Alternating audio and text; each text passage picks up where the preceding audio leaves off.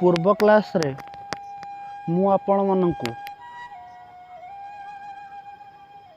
प्रबंधर प्राबंधिकों संबंध रे एवं तार पृष्ठभूमि संबंध रे सम्यक सूचना देथिली एवं आज आसंतु आमे विषय वस्तु को जीवा प्रबंध को पाठ करिबा एवं प्रबंध को आलोचना करिबा। स्वागत बारिबाह स्वागत तोर स्निग्ध कज्जल कांति आज पुष्पपुर नृत्योत्सव सृष्टि करिछि। प्रासाद बातायन पथरे तोर आगमनीर सत शुभ शंख बाजी उठुछि। प्रथमे प्राबंधिक मेघ को स्वागत करिसेंति। से जेतेबेले प्रथमे छुई जाइछि पुष्पपुर को स्वागत करिसेंति एवं कहिसेंति स्वागत बारिबाह स्वागत। बारिबाह अर्थ हले पिला मेघ बारी को बहन करे जे बारिबाह। तापर कहते तोर स्निग्ध कज्जल कांति आज पुष्पपुर नेत्रोत्सव सृष्टि कर तोर जो स्निग्ध कोमल कज्जल कांति तोर स्निग्ध कोमल रूप ए पुष्पपुर नेत्रोत्सव सृष्टि कर नेत्र उत्सव पूरी उठी पुलकित हो जाइछन्ति लोक। प्रासाद बातायन पथरे तोर आगमनीर सत शुभ शंख बाजी उठी। बातायन है झरका। तू जेतेबेले उत्कल सरी तू जेतेबेले पुष्पपुर रे प्रवेश करिछु झरका बातायन पथरे तो पई अनेक शुभ शंख बाजी उठी कारण तू हेउचु मधुमय तू हेउचु मंगलकर। तेणु प्राबंधिक पुणी कौन कहते दूरबंधु से मेघ को प्रबंधरे दूरबंधु बोली संबोधन कर। दूरबंधु बहुदिन पर तोर शुभागमन आज मंगलकर और मधुमय हो उठी।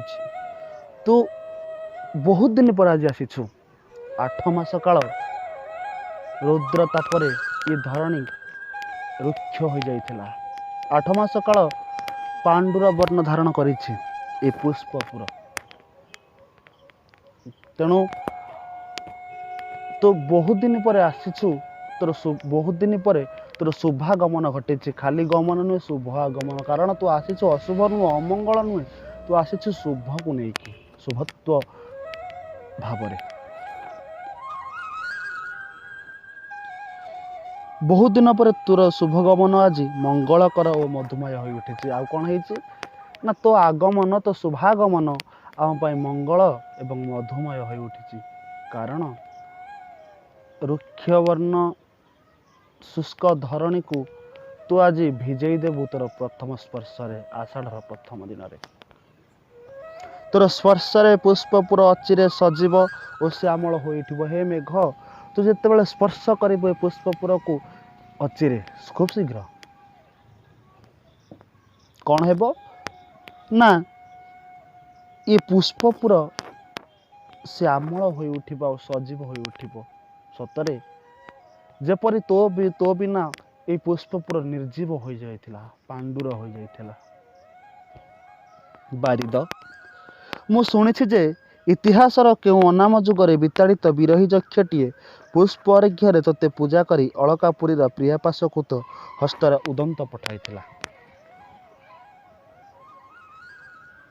पुणी प्राबंधिक मेघ को संबोधन कर कहते बारिद। बारिद हूँ पिले से मेघ कहते हे बारिद हे मेघ मु शुणिछि अतीत विरही यक्षटीए पुष्प अर्घ्य दे तोते पूजा करी तो द्वारा उदंत पठाइथिला खबर पठाइथिला ता प्रिया पाखक। आषाढ़ से प्रथम दिवसे आषाढ़ प्रथम दिन रे कोठू रामगिरी अलकापुरी को जाइथिले गला बेले। किंतु घन व्यक्ति ठारू कौन गोष्ठी बड़ नुहे। पुणी से प्रश्न पचारचंती कहलु कहलु मेघ व्यक्ति ठारू कौन गोष्ठी बड़ नुहे। जन ठारू कौन गण बड़ नुह जनक मंगल ठारू जनक कल्याण ठारू जनक स्वार्थ ठारू सामूहिक स्वार्थ कौन बड़ नुह। यही भ्राम्यमाण उदासीना धरणी व्यक्ति विशेषर लाभ क्षति विचलित हुए नहीं। व्यक्ति विशेष धरणी व्यक्तिर लाभ केते क्षति कते से उदासीन हुए किंतु जानिचु मात्र जो वायु सलिल आलोक उत्ताप पाई से जीवी मानकर बासभूमि होइछि से गोटे उणा हेले कौन से बासभूमि हो पारिबो। हे मेघ ए पृथ्वी जो पानी पवन आलोक और उत्ताप पाई जीव मानकर बासस्थान योग्य होइछि जदि एथिरु गोटाए उणा बा कमी गले से कौन संभव हेब। जल भाव उत्कल आज हाहाकार पड़ी एणु दिन अश्रु अर्घ्य मानस कमल अर्पण करी तोते मु कातरे कहूची पुष्पपुर स्वकर्म से उत्कल पथरे गति करू। ये आसी प्रकृत लाइन प्रकृत झाड़ी कौन हे मेघ व्यक्ति ठारो गोष्ठी बड़ तू से दिन जनक पाई गोटे व्यक्ति पाई उदंत नहीं जाइथिलु शुभ खबर नहीं जाइथिलु। आज गोटे तत्ते खोजुची गोटे गोष्ठी गोटे जाति तेणु गोटे जाति पाई गोटे गोष्ठी पाई एवं जन पाई नुहे बरं गण पाई तू आज जा कौटी कि नाम उत्कल। उत्कल आज कौन है जलाभाव हाहाकार पकाउछि से जल अभाव देखा जाइछि तेणु आज मो उत्कल तते लोड़ुछि तू उत्कल को जा मु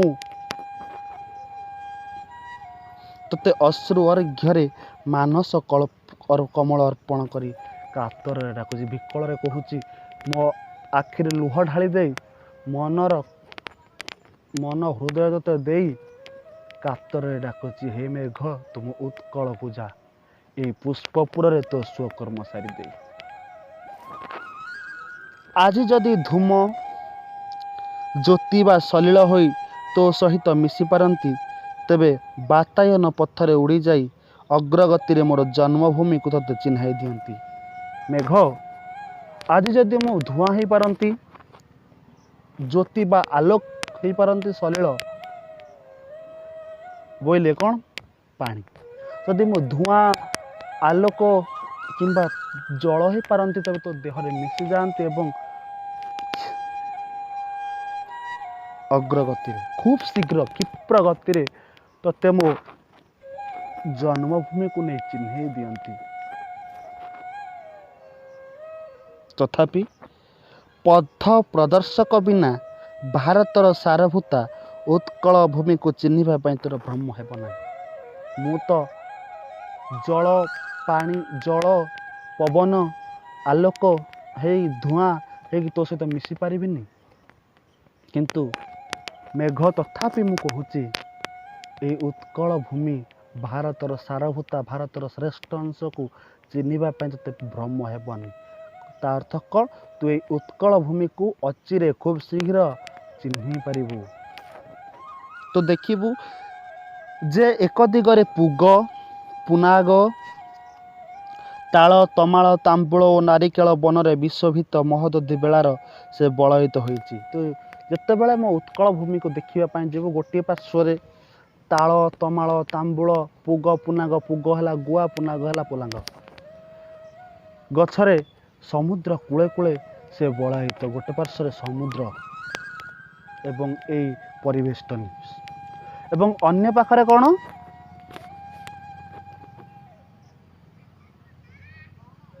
आउ अन्य दिगरे तुंग शिखरी समाकूल निबिड़ वनराजीर अक्षरंती श्याम शोभार अपरूपा होइछि से अन्य पाखरे तुंग शिखरी सूच पर्वतमान जंगल रे परिपूर्ण श्यामल शोभा धारण करिछि। सेई मोर जन्मभूमि कोटि वीर प्रसविनी कोटि कीर्ति किरीटिनी तटिनी तटमालिनी प्रच्छन्न रत्न धारिणी सुजला सुफला श्यामला अथच आज पतिता और लांछिता पतिता लांछिता और खंडिता। जो भूमि के तू देखिबू, जो भूमि गोटे पार्श्वर ताल तमाल तांबूल गुआ पोलांग को धरी समुद्र कूले कूले बलायित, जो भूमि आउ गोटे पार्श्वर सुचप्पा पर्वत वनराजी को नहीं शोभायित शोभित, से मोर जन्मभूमि।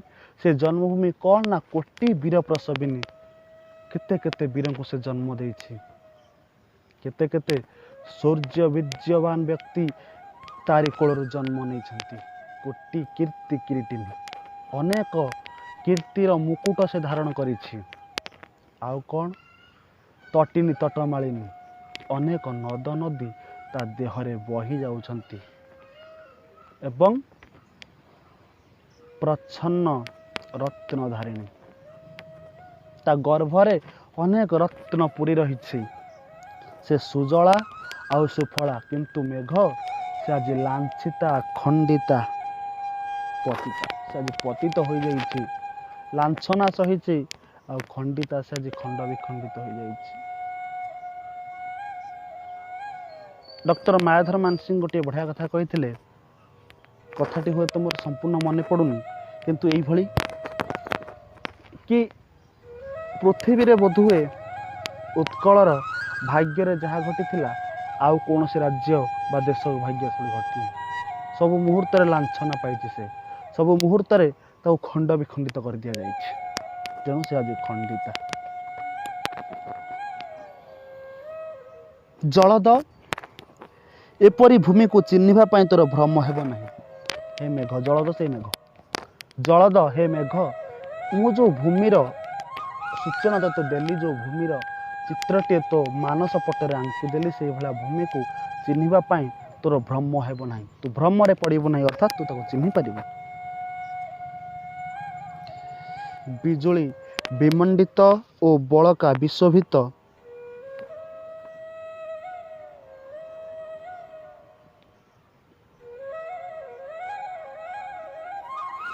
होई गंधबह हिल्लोल भासी भासी पीतबसन बनमाली परी उत्कलर आकाश आविर्भूत हेबु। तू कौन करिबु?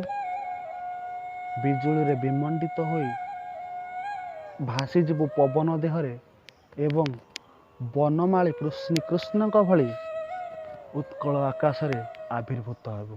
श्रीकृष्ण रंग पिले कला एवं तांको बसन वस्त्रटी होउची हलदिया पीतवर्ण। ठीक से मिति तो रंग मध्य कला एवं तो देहरे बसन सदृश सौदामिनी बा बिजुली मध्य ए हलदी वर्णर पीतवर्णर। तेणु उत्कल आकाश रे तू बनमाली भरी आविर्भूत हेबु। आउ कौन हेबो? गोपांगना मानक अपांग घनश्यामर रूप सुधा पान कला परी उत्कलर आज कोटि नेत्र तोर रूप सुधा पान कर। गोपांगना माने श्रीकृष्ण अपांग रूप, अपांग घनश्यामर रूप सुधा, घनश्यामकर रूप सुधा को पान कला भली ठीक आज तोते देखी मध्य तो रूप को देखी मध्य तो आगमन को देखी कोटि कोटि ओडिया कोटि कोटि उत्कलीय से चक्षुरे से आखिरे तो रूप सुधा को पान करेंगे। जलद दरिद्र ठारे ही बदान्यतार महत्व गढ़ी उठे। हे मेघ, दरिद्र को देले तोर बदान्यता बढ़े, तो दाता पणिया बढ़े। तेणु एणु दरिद्र वनवासी मान निराश न करी तोर बदान्यता से ही आरंभ करिबु। तू गला बेले गरीब वनवासी मान कुटीर, गरीब से ग्राम, गरीब वनवासी मान प्रथमे तू भेटबू। तेणु से निराश करूनी, से तू प्रथमे तो जलदान करिबु। तंकिल अनुर्वर उच्चवाच भूमि रे नरनारी स्वेदसिक्त शस्य क्षेत्र रे शाली धान्य आज आकाश को चाह झाऊलुथिबो। से वनवासी माने, जो वनवासी माने निजर ସ୍ୱେଦ ସିକ୍ତ ଝାଳକୁ ବୋହି ଦେଇଥିବା ଅନୁର୍ବର ଟଙ୍କ ଉଚ୍ଚବାଚ ଅନୁର୍ବର ଆବୁଡ଼ା ଖାବୁଡ଼ା ଜମିରେ ଯେଉଁ ଧାନକୁ ପୋତି ଦେଇଛନ୍ତି ରୋଇ ଦେଇଛନ୍ତି, ସେ ଧାନ ଆଜି ଝାଉଁଳି ଉଠିଥିବ, ଝାଉଁଳି ଯାଇଥିବ ଖରା ତେଜରେ ଜଳା ଭାବରେ। ରୋଗ ଶଯ୍ୟାଶାୟିତ ପୁତ୍ର କନ୍ୟାଙ୍କୁ ଦେଖି ପିତାମାତାଙ୍କ ମନ ଯେପରି ଆତଙ୍କରେ ଥରି ଉଠେ, ଶାଳୀକ୍ଷେତ୍ର ଦେଖି ବନବାସୀମାନଙ୍କ ମନ ଆଜି ସେହିପରି ଥରି ଉଠୁଥିବ। ବାପା ମା ଆଗରେ ପୁଅଟିଏ ବା ଝିଅଟିଏ ରୋଗଶଯ୍ୟାରେ ପଡ଼ିଥିଲେ ଯେପରି ବାପା ମାଙ୍କ ମନ ଅଥୟ ହୋଇଯାଏ, ଆତଙ୍କିତ ହୋଇଯାଉଥିବ, ଠିକ୍ ସେଇମିତି ଏ ପୁଅ ଝିଅ ଭଳି ପାଳନ କରିଥିବା ପୁଅ ଝିଅ ଭଳି ଭାବିଥିବା ତାଙ୍କ ଶାଳୀକ୍ଷେତ୍ର ଧାନ କ୍ଷେତ୍ରର ଝାଉଁଳାପଣକୁ ଦେଖି ମରିଯାଇଥିବା ଦେଖି ସେଇଭଳି ଆଜି ମନ ହେଉଥିବ, ସେଇଭଳି ଆତଙ୍କିତ ହେଉଥିବେ ଏମାନେ। ନିଘଞ୍ଚ ବନ ମଧ୍ୟରେ ଏମାନଙ୍କ ବାସଭୂମି ମଧ୍ୟ ତୁ ସହଜରେ ଖୋଜି ପାଇବୁ ନାହିଁ। ଘୋର ଜଙ୍ଗଲ ଭିତରେ ନିଘଞ୍ଚ ବନ ମଧ୍ୟରେ ଏଇ ବନବାସୀମାନଙ୍କର ବାସଭୂମି ତୁ ଶୀଘ୍ର ପାଇପାରିବୁ ନାହିଁ। ଗୋପଲର ଗଳଘଣ୍ଟି ବା ଗୋପାଳର ବେଣୁସ୍ୱନ ଶୁଣି କିମ୍ବା କୁଟୀରର ଉଦ୍ଗତ କୁଣ୍ଡଳୀଭୂତ ଧୂମ ଦେଖି ଗ୍ରାମ ସୀମା ଜାଣିପାରିବୁ। ଏମାନଙ୍କ ଗ୍ରାମ ସୀମାକୁ ଜାଣିବୁ କିପରି? ନା ଗୋରୁମାନେ ଚରୁଥିବେ ତାଙ୍କ ଯେଉଁ ଗଳାର ଯେଉଁ ଘଣ୍ଟି ଶବ୍ଦ ଶୁଣି କିମ୍ବା ଗୋପାଳର ବେଣୁଧ୍ୱନି ଶୁଣି, ନଚେତ୍ ଘରରେ ରୋଷେଇ ହେଲା ବେଳେ ଧୂମ୍ର କୁଣ୍ଡଳୀ ଆକୃତିରେ ଉଠୁଥିବା ଧୂଆଁକୁ ଦେଖି ଜାଣିବୁ ଏହା ହେଉଛି ଗ୍ରାମ।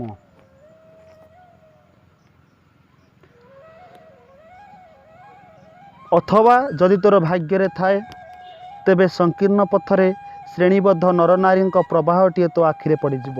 ଯଦି ତୋର ଭାଗ୍ୟରେ ଥାଏ ଏହାକୁ ତ ଦେଖିବୁ, ଯଦି ତୋର ଭାଗ୍ୟରେ ଥାଏ ତୁ ଦେଖିବୁ ନରନାରୀମାନଙ୍କର ଗୋଟିଏ ପ୍ରବାହ ଧାଡ଼ି ହୋଇ ଯାଉଥିବାର ଦେଖାଯିବ ତୋତେ। ଅଗ୍ରସର ନବଯୁବକମାନଙ୍କ ବେଣୁସ୍ୱନର ଅନୁକୃତିରେ ଲଳନାକଣ୍ଠର ଐକ୍ୟତାନିକ ଲଳିତ ସ୍ୱରରେ ବନଭୂମିକୁ ଭସାଇ ଏମାନେ ନିର୍ଝର ପରି ଗତି କରି ଚାଲୁଥିବେ। ହେ ମେଘ, ତୁ ଯେଉଁ ଯୁବକ ଯୁବତୀଙ୍କର ଗୋଟିଏ ଧାରା ଯେଉଁ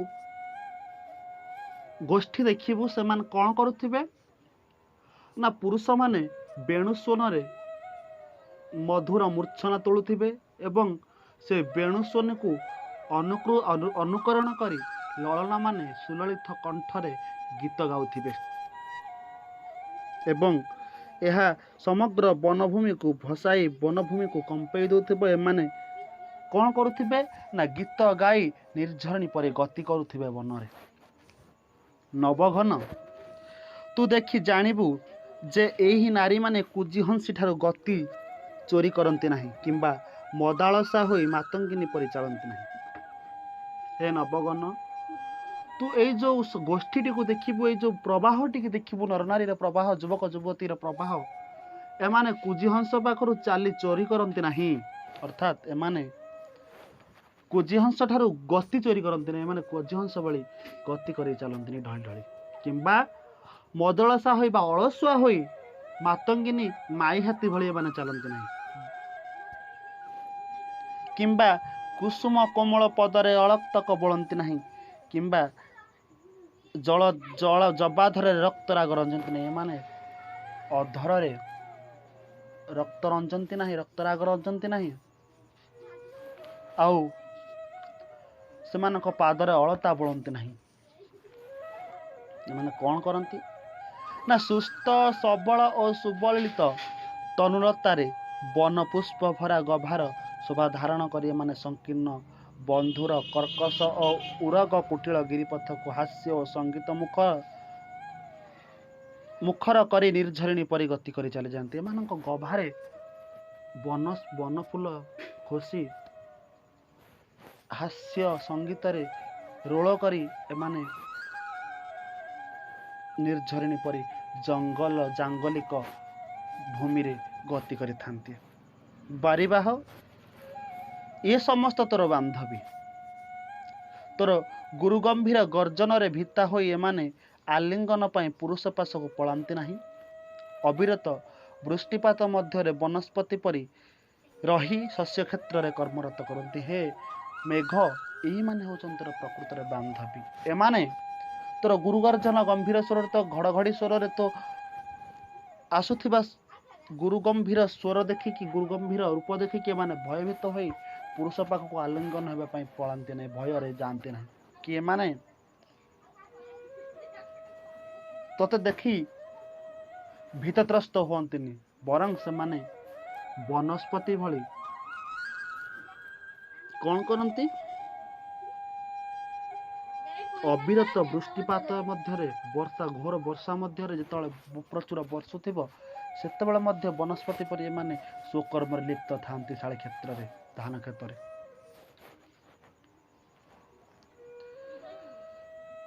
ଏଣୁ ତୁ ଅତି ପରିଚିତ ପରି ଏମାନଙ୍କ ଆଡ଼କୁ ଗତି କରିବୁ, ନଚେତ୍ ତୋତେ ଅପରିଚିତ ବୋଲି ଜାଣିଲେ ଉଚ୍ଚହାସ୍ୟରେ ଏମାନେ ବନଭୂମି କମ୍ପାଇ ଦେବେ।